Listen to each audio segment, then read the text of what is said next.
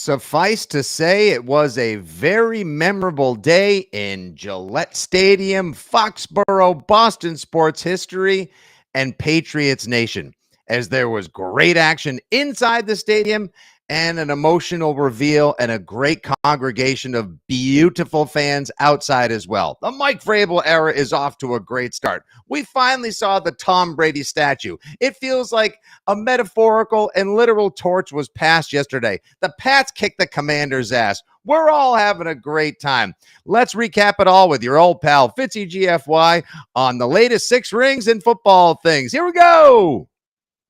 Hey, whatever it takes, man. It's all about winning, all right? Winning on 3. 1, 2, 3, win! Celebrating the heroes of Foxborough's past. And with a good block. Look at Grover. All the way. Watch the block of number 73, John Hanna. The champions of the dynastic era. Adam Vinatieri booms a 48-yard field goal, and the Patriots are Super Bowl champions. The Patriots of tomorrow. We're going to remove entitlement from our football team. We're going to earn the right to be here every single day. And the fans whose faith never wavers. This is 6 Rings and Football Things.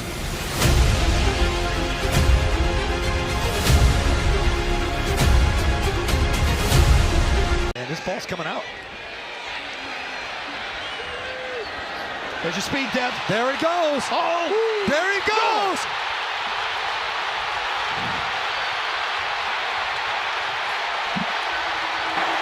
It's already a new season. The number 2 draft pick. What did I tell you people about Trayvon Henderson? What did I say? Did I have a reason to be excited, or did I have a reason to be pumped and jacked for the Patriots taking the running back out of Ohio State, also the right running back for what it's worth, pick number 38 overall in the second round? I freaked out and had an absolute scoregasm late April. And what does he do? In the preseason debut of Mike Vrabel, the first play from scrimmage in the Patriots' only home pretend season game, on the opening kickoff, boom, 100 yards, straight to the 6-point house. The noise from the Razor was absolutely electric.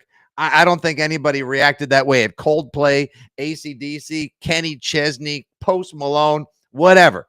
That was the most electric moment in the stadium, and that includes the response to the Tom Brady statue reveal. The Mike Vrabel era has gotten off to a tremendous start. Trayvon Henderson, already the favorite for Offensive Rookie of the Year, and we had ourselves a hell of a day on Friday, August 8th, 2025. Thank you all for joining me for a Patriots preseason game recap podcast here on 6 Rings and Football Things.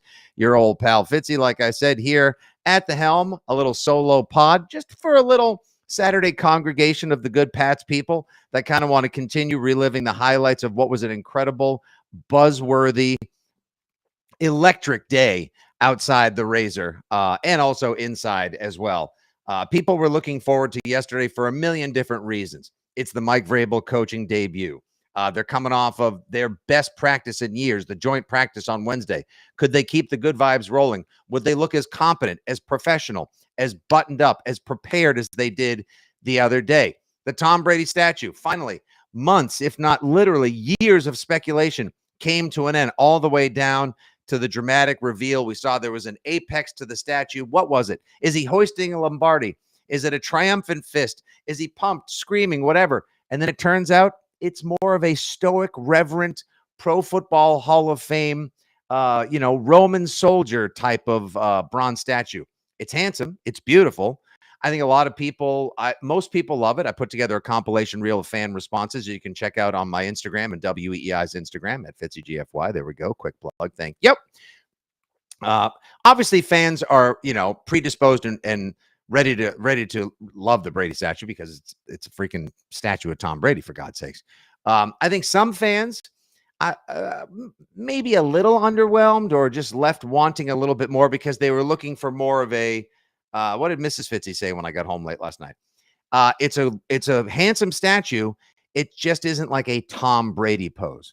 So, I can see why some people would have, I wouldn't say wouldn't quibble over it or have an issue per se, but at the same time, I understand that, it's not the fist pump in the end zone. It's not hoisted Lombardi. He was always so emotional and responsive and emotive and just, so electric on the field.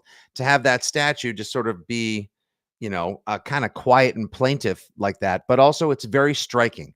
I got to say, at first I was like, I got to think on this one. Well, there it is. Okay, cool. And there's Tom Brady. And damn, I don't know how he gets older and gets more handsome every day. Great to see the whole family there, teammates, friends. It was awesome. But yeah, I had to think on it for a little while. And then by the end of the night, as I saw people people are loading in the stadium, the game's about to kick off, and there's still people outside posing next to it, taking photos. And then you see it in like the twilight as the sun is setting. And then you see photographs of it later, beautifully lit as fans had exited the stadium following the Pats 48-18 win. It was like, yeah, that is pretty striking. That's striking. I think that's the one word that I would go with. It was very striking. Just one of the many things that was memorable on an awesome day. Great to have you guys here as we record live on the WEEI and Fitzy GFY socials. Phantom watching live on YouTube. We are so back. Mike Ostrowski, LFG, Tom Brady. Yeah, buddy. How about this guy right here? 13, Architect 13. It's a good day, Fitzy. 48-18. Not too shabby for a pregame season win. Andrew Lapointe. Don't sleep on us. Yeah, I know. Good point by Jason Weinstein watching live on Twitter right now. The face looks great. The head is a little small. I got to be honest. Like Tom Brady's got a good size head. Take it from a guy with a squash and a half who's melon aplenty. I wear size 8. I'll even show you Humps watching live right now. Like this is why I can't wear normal hats. I have a mega squash myself. So take it from a guy who understands what it's all about to have a big head well portrayed. It's a little small. But that's okay. Yeah, some people saying like, yeah, it should have been like the let's go pose. I get that. Los Talks Pats on Twitter. Fitzy, are we back? In my best John Wick. Yeah, I'm thinking we're back. It was a great night. Yes, they did look fantastic, you guys. Really, really, really exciting. I would love to know what everyone's favorite moment was. Obviously, I led off the podcast with highlights from my guy, Trayvon Henderson. I mean, it doesn't get much more effing impressive than the first touch you have as a professional. Granted, again, it's pretend season. It's a preseason game. Your first touch is a 100-yard kickoff return for a touchdown. Like Zoe said on the TV call last night, it's a brand new season already. It's like with one kickoff return, not only is a promising career begun, but also it's like he just like, without the Kyrie douchiness, Trayvon Henderson just saged the stadium of any lingering bad memories or feelings from the tail end of the Belichick era, but most especially the shit show that was the Gerard Mayo era. And all of a sudden now, hope springs eternal. Optimism abounds. You people are so fired up, and you have reason to be, because there were so many great plays last night. Again, you're not playing Jaden Daniels. A lot of starters got rested, and it was Scrubtown, USA, people battling for roster spots 51 through 53 for the better part of the second half of last night's pretend season game. But man, there were some really, really, really impressive performances out there. Wait, there's a typo in my handle. I'm not going to worry about that. Thanks, though. I appreciate that, Sean. Yeah, Campbell. Okay, so Will Campbell, one of the people we had our eyes on last night. Will Campbell can't pass block. Great lead blocker. Great guard. Yeah, okay. He still has to work on the pass blocking. Obviously, there was a mistake made last night. It was not a perfect night by the Patriots, winning by only 30 points. Drake May had a nice rushing touchdown. My guy, Efton Chisholm, who Mike Vrabel praised the play strength of, which is such a football guy phrase. He looked great last night. 6 catches, 50 yards. He was your leading receiver on the night as well. Nothing from Kyle Williams, nothing from Javon Baker, Jalen Polk. It's been real, guy, but I think it's time to go. By the way, I have, I think, 4 receiver locks. I got Diggs, I got Williams, I got Pop, and I got Mac Hollins. I think I may have Diggs. Yeah, I got Diggs, Booty, Pop, Diggs, Booty, Pop, Hollins. Yeah, I think I may have 5. I don't know if Kendrick Bourne's making this team. I don't think Polk is. I don't know about Baker. I think Chisholm's going to make this team. I think he may come in. And I heard some interesting speculation that because Mac Hollins plays big dude, plays some special teams, they could keep him, but even though he's a wide receiver, almost sort of like keep him as a third tight end, which I think would be kind of sneaky smart roster manipulation, something I could easily see the likes of McDaniels, whose offense was coming to light last night. Looks like everyone had a very good grasp of the quick slant and screen centric offense, the game plan attack, a lot of rushing last night. Also a nice little touchdown from my guy, the great 80s magician Lam Larison late in the fourth quarter, who Zoe even called Rex Burkhead on the broadcast. Looks like everybody had a nice grasp of what was going on. Again, it was a great there were two great continuations last night. One, there was a passing of the torch from Brady to the Drake May and Mike Vrabel era. Like, that's it. Tom Brady has his statue. He wished us love. Next time he comes back to the stadium, he's either calling a game for Fox or he's a minority owner of the Las Vegas Raiders. Ugh, gross. But he is still forever a Patriot. But now this is the Drake May, Mike Vrabel era. It is firmly no longer time to talk about opining for, wishing it was Brady and Belichick and all that jazz. We are so on to Drake May, Mike Vrabel, and everyone else.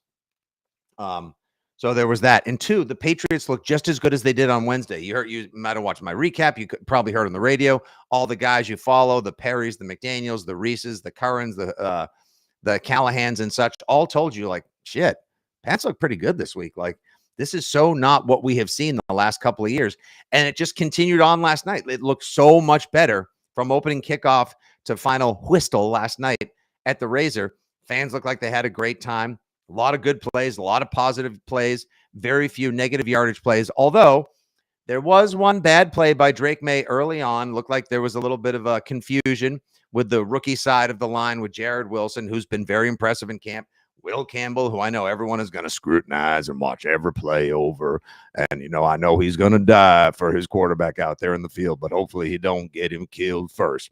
He does follow through in his run blocks. He does play nasty. He plays well through the whistle as well. So Will Campbell, one way or another, is going to be a net positive for this team. But we'll see how the left tackle issue works out. It's a lot to learn, even if you are coming off of a great collegiate career in, you know, the NFL of college football, playing at LSU in the SEC. Some confusion, and Drake May should have taken a sack, but he tries to make a play, get rid of the ball, ends up fumbling. And this is one of the things I like about the Mike Vrabel era. We all know he's a hardo. We all know he's a ball buster, but he actually gives the business to two people who deserve it right here in this post-game comment. Mike, just thought on Drake's performance, and I'm sure the turnover probably annoyed you with what he did. Are you asking and answering a Just question no, at your the thoughts. same time? Is that what you're doing? I got you. Your thoughts. I would say you about summed it up. That's a bad decision, and I think we're going to need better from him, and I think he knows that, and that's obvious. So, you know, wasn't there, and yep, there you go. That's a bad decision. Like, he was willing to and should have called out his quarterback. Drake made a bad decision. You know, I think the one thing people are going to look at this season, there are a lot of things people are going to look at, keep under a microscope and get excited about in terms of Drake's development as he goes like hive mind, gets in a neuro link, if you will. There's always going to be pop culture references. So I might go Pacific Rim with the Neuralink all the way to being a part of Josh McDaniels' Cerebro, if you will. There's an X-Men one. My kid couldn't sleep last night. I watched X-Men First Class till 3 a.m. You know, if they're linked up like that, then, you know, this offense is going to flow and Drake is going to look spectacular. And these are some of the things, along with good line play and some weapon development, that he's going to need to take those steps to be one of those next great elite quarterbacks. We've seen he's got the processing. He's obviously fleet of foot, reads the field very well, laser rocket arm, can throw the football over them their mountains. So he's got all that. But now, can he refine the game? Can he read the field better? Can he make the right choice and make it quickly? Can he, you know, maybe not dirt it, but, you know, throw it into the tuba player as he was supposed to do last year and then threw a pick against Chicago? Can he live to play and fight another day so that he has another opportunity for the team, talent, and coaches around him to help him find a way to win, as opposed to hustling, trying to do too much and losing out? So these will be some of the things, that we're going to keep a good eye on. Back to the people here. Drake May better not fire Coe. Hell no, he's not going to hire. Is that no? Absolutely not. It's a great one. Yes, Loesch, you're right. I love having an a-hole head coach. It's awesome. I think honestly, this Mike Vrabel style is what we love as fans, what the media needs as well, since I dabble in that as well, kind of for a living. And also I think his players need that. They love knowing they got someone who's got their back. Like the other day when he freaking jumps in the scrum and gets bloodied up and then launches 1,000 memes like the Trump pose and everything else. I saw like last night when I was down on the plaza right by the Brady statue. He walked by because he was down there. He wanted to say hi to Tom, and then he got out of there to get ready for the game. And I could see, like, you guys could probably see on TV too. Like, that's a nice scratch he got right there. That's a nice little scratcherino he's got on the right cheek. Dude wants everyone to know he'll fight for his players. He'll literally get in the scrum. Like, he still kind of thinks he's a player, which Edelman and Gronk were busting his balls about on the Dudes on Dudes podcast this week. And that's fine because he's a hardo. He lives, eats, breathes, sleeps football. He and his guy Stretch, who my guy Andrew Callahan did an awesome profile piece that I highly recommend you read in the Boston Herald this week. Like, there is a proper, if not new level of intelligence on the coaching staff in the stadium for your New England Patriots. And I think you saw it. You've seen it all preseason. You saw it at the joint practice. You saw it last night in the first pretend season game as well. And I love the fact he busted the reporter's balls. I think that was Dan Roach, the nicest guy in the world for Channel 4. But then gives you a good answer, calls his quarterback out. There is accountability. Like he said, entitlement, accountability, back in. These are the things we 100% need. Let's see. What else are the Pats people saying? We need a nickname for the three-headed running backs. Guys, there may be 4 running backs that make this team. Tom Curran told me on the radio, for whatever you want to say about Tom Curran's takes. But I've been following this guy a lot too. He got called Rex Burkhead on the broadcast last night because of his running style, size, and the fact that he wears a 34. Lan Larison might make this team as well. You could potentially have 4 running backs. Mondre's a no-doubter. He ain't getting cut, and I don't think they're trading him. I know he put the ball on the carpet in the in-stadium practice, but he looked pretty quick last night as well, the slim-down Mondre. Trayvon Henderson is an absolute beast.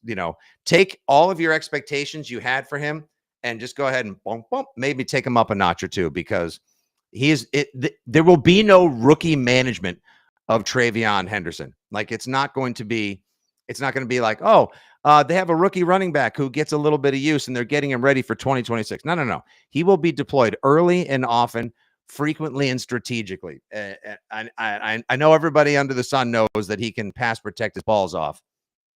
I know we don't need any jokes about what we heard about Trayvon Henderson's other aspects earlier in the week, but he's way too good. He is way too polished. He is way too fast. He's way too talented to get rookie McDaniels running back treatment. He is going to be heavily involved right from the get-go, jump street, whatever your favorite phrase is for the beginning of the season, week 1 against the Raiders and beyond. Like, this kid's got it.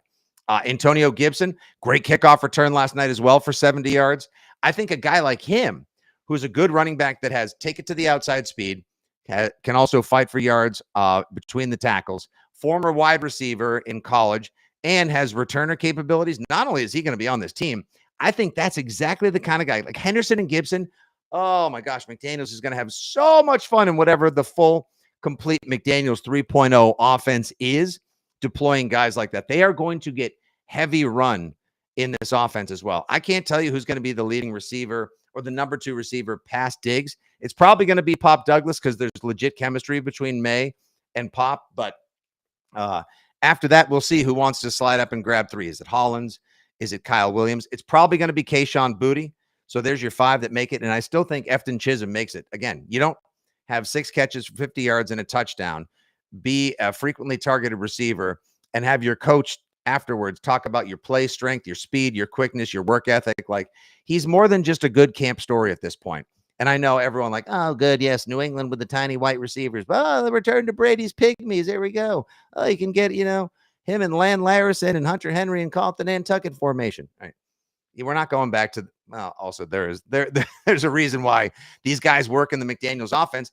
And if you have Pop and Chisholm in there with bigger guys like Diggs and Hollins, and Kayshon Boutte evolving properly year 3, like, it's turning into, no one is going to be like, whoa, it's like the Bengals all of a sudden, or holy smokes, it's like the 99 Rams, greatest show on turf. No, they might be competent. Again, there's the big C word we keep trotting out. You should have confidence, like Mike Vrabel does, that this is going to be a competent professional operation. They're going to be in every game this year. They won't always dominate like they did last night, but they are going to be, yes, I'm with you. They're going to make us proud. They're going to be fun to watch. Last night was an absolute blast. And I know there was a lot of the buzz, Drake, Vrabel's debut, Brady statue, but like, just being there, doing a radio show live at Patriot Place yesterday, It was the most fun I had had being anywhere near Gillette Stadium in years. It was awesome. You could tell like the buzz was back.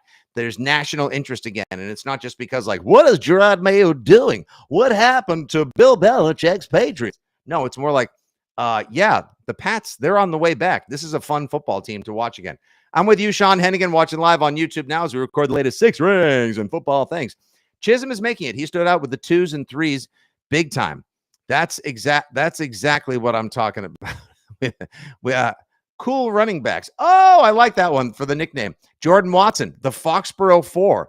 Okay. The 4 Horsemen. Nice nickname. Very good. Hello, Jeff Doherty. Nice to see you back there in the chat once again. Last night, Patriots football became fun to watch again. That's your headline. That's your headline.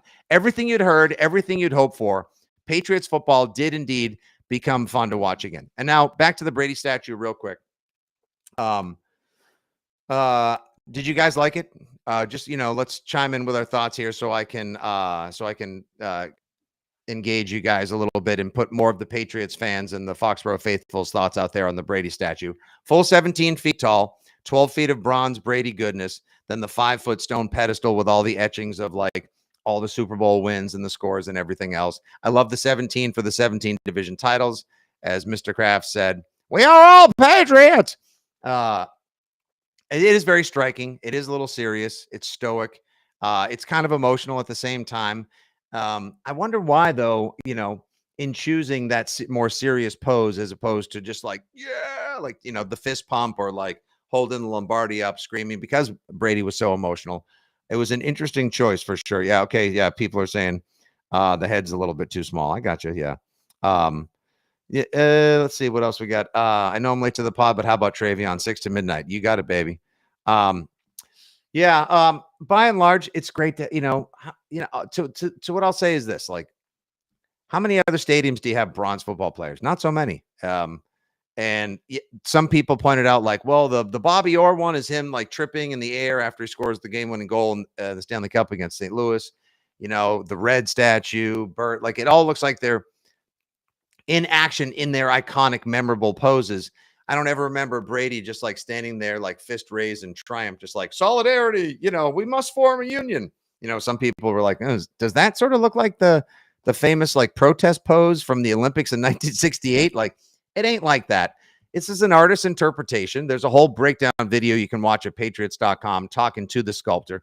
It is really impressive. Like when you get up close and you see all of the details, it is bronze, which is kind of a muted color as well. So certain things may not stand out, but just when you go and you see it like in person, it's impressive. It's very impressive. It looks like something that belongs at the Hall of Fame. It's respectful. I think it's great.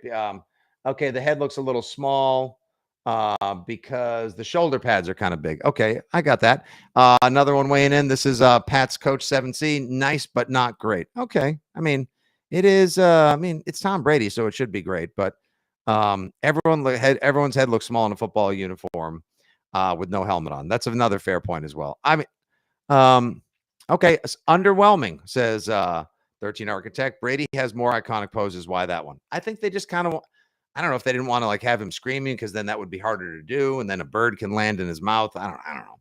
I mean, this is just, it's kind of, I won't say simple. It's kind of like, it's mature. It's very serious. But hey, this, I guess we'll be talking about this for a long time to come. Good question, Jeff Doherty. When does Poppy get a bronze statue outside of Fenway? What would David Ortiz I could see that one being a fist raise because that's what he did after he said, this is our fucking city. And then stay strong, Boston, and raise the fist. I could see that. Maybe this is Brady raising a fist in solidarity to Boston and Big Poppy. Who knows? Hold on. Brady did not need some jokes for his speech. That was not cringy to watch. As a matter of fact, I did want to share with you guys before we wrap this up. I did want to share that I thought it was GOAT level behavior for Tom Brady at his acceptance speech after he could never top the 20-minute speech he delivered way back in June 2024 at Tom Brady night. Of course, the crowd was very amped up that night to see Tom Brady, Randy Moss, their coach, Bill Belichick. I heard the guy that did that emceed on stage for 2 hours and did the red carpet stuff. I heard he was pretty good too. Probably got the crowd fired up, and then Tom Brady and the whole show carried it through. But he was no one's ever going to top that 20-minute speech. There's no way he ever would as well. This was quick. It was most appropriate. I thought it was pretty solid, but I thought it was GOAT level behavior when, for no good reason, Tom Brady threw an absolute burn, just threw strays aplenty at a franchise and fan base that he tortured and dominated for 20 years. But in the end, this statue isn't just for Pats fans. It'll also give all the Jets fans something to throw their beers at as they leave the stadium every year. Probably in the second quarter. Maybe the unnecessary. I'm sure a flag should be thrown on that one, and I freaking loved it. That was great. There was you may not hear as much, but like live and in person, there was a big laugh from the crowd. And by the way, the plaza, Tommy can still draw a crowd guy. There had to be 20,000 people. They were lined up inside the stadium, on the bridge, and on the ramps looking down. There were people inside the pro shop and the Patriots Hall of Fame looking through the windows. There was the VIP section. There were thousands of fans outside in the plaza. They were standing on top of the Harp and the bars from Patriot Place. The stairs were packed. It was massive. It was, God, it just felt so great. Not just to watch a really good football team, but to see people there with anticipation and excitement in their heart, and then to have it deliver with the statue reveal and the former Patriots and the family all coming out.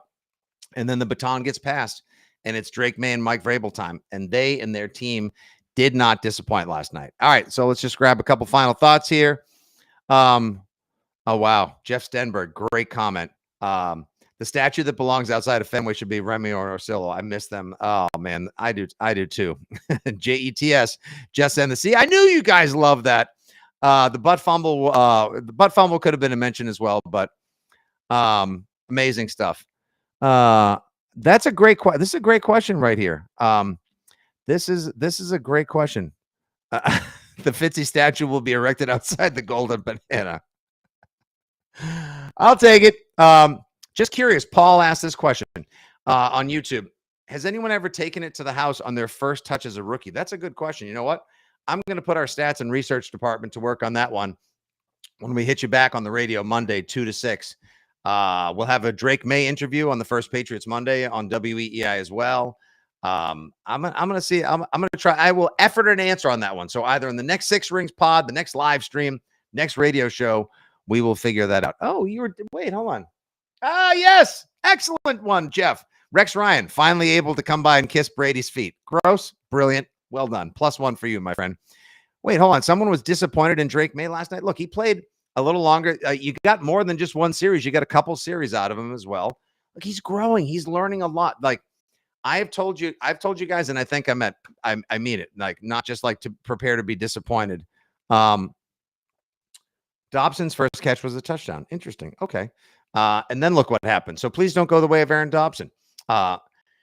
Don't expect Drake May to light it up early in the season. I think Drake May's best football will be played mid to late October on as he learns the receivers. Look, he's got new guys all over the line, possibly 4 out of 5 new players on the offensive line. Yes, he knows the tight ends very well. The entire wide receiver room, save for Pop and Booty, might be new as well. So and the offense is new, and it's way trickier than any other offense he has ever had to learn or play in. So give him time. That's why they're going to lean on the running game early on. That's why it's going to be great to have 3, maybe 4 running backs that you can deploy in a number of ways. Like give Drake time. The defense will look better earlier, especially so long as there's health along the line with Milton Williams and Barmore and Spillane, who's going to have, wake up to 170 tackles. And of course, Gonzo and Carlton Davis on the back end. Just give Drake some time. Temper your expectations a little bit for him so he can develop the rapport, chemistry with some of the new guys as well. Learn the entirety of this McDaniels 3.0 offense. And then I think you'll see a much better Drake May going forward. Didn't Edelman take it to the house on his first punt return? I think he did in regular season. I don't know if that was in the preseason. Like I said again, we'll put stats and info and research to that one and get you an answer as quick as we can. Anyway, that'll do for our little impromptu 6 rings and football things. Pats pretend season game 1, Brady statue reveal recap. A great night in Foxborough, a great night for Boston sports, and the Red Sox kicked the Padres' ass. Take that one, Skippy Pavetta. A great night for Boston sports, a great night for Pats Nation, a great night for one and all. The buzz is back. You're fired up about your team. The regular season can't come soon enough, even though I don't dare in New England wish away a precious day of summer and sunshine, and we are on a gorgeous weather heater right now. So keep the mood up. The good vibes should continue rolling. Always great catching up with you guys. Make sure you give a follow at FitzyGFY. Give us a sub on the pod. You can make sure you tune in via Apple Pods, Spotify, the iHeart app, the Odyssey app, and of course here on the old live streams with your pal Nick Fitzy Stevens. Thank you guys for tuning in. Great stuff. Enjoy the rest of your weekend. We'll talk to you later this week as well. Next Patriot game follows, of course, the joint practices coming up this week out in Minnesota in the Twin Cities against J.J. McCarthy, Justin Jefferson, and the Minnesota Vikings. Love you all. Take care. The good vibes are back. The Pats are back. And what a day we had in Pats Nation and Boston sports. We'll talk to you soon, folks. Thanks for tuning in.